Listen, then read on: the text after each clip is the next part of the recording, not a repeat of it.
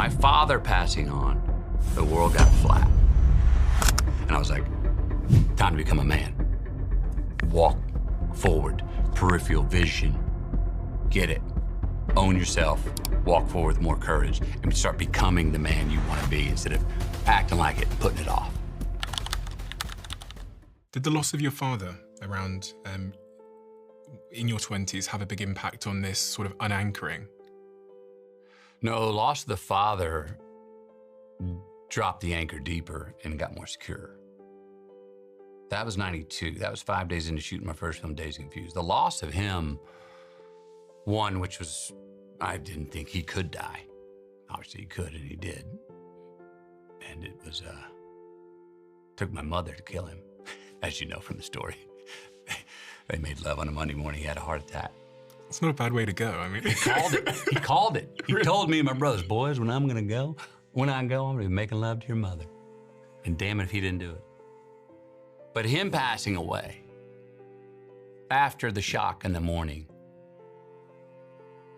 really woke me up to go, oh, you don't have that, talking about parachutes again, you don't have that one being in your life that has your back. That in my mind was above government, above religion, everything. Oh, if I'm really in a pinch, Dad's got my back.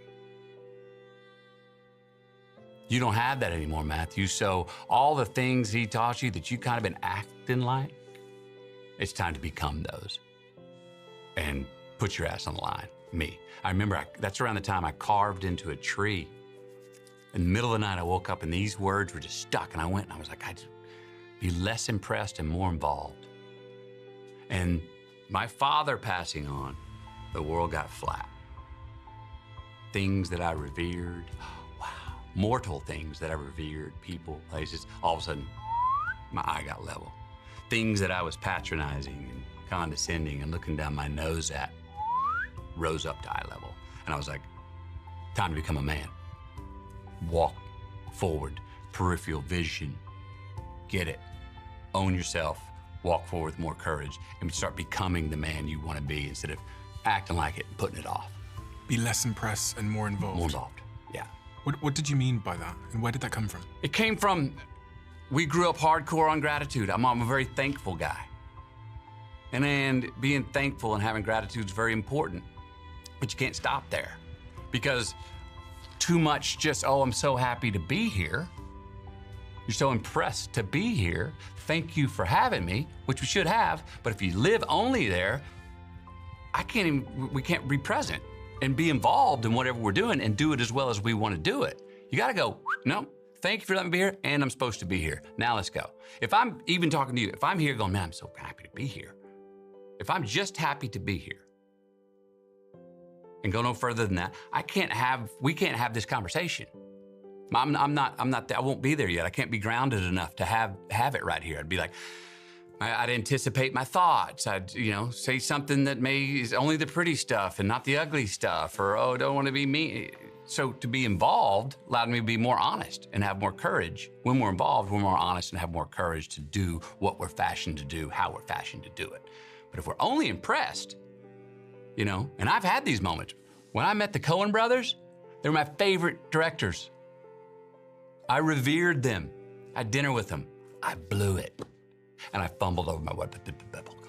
Oh, damn it. Jet back, because I was nervous. I was so happy to be there. I was so impressed to be sitting down with the Coen brothers and not involved enough to sit there and have a conversation. And I look back that night and I go, that's why they never cast me in anything. I blew it that night. And I've since seen them. And I was like, that night we met, I want to do over.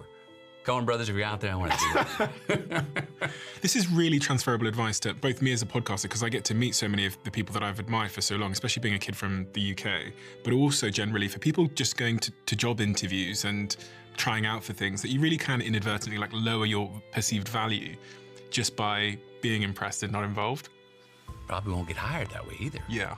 What's the hiring person want to see? Someone who's respectful.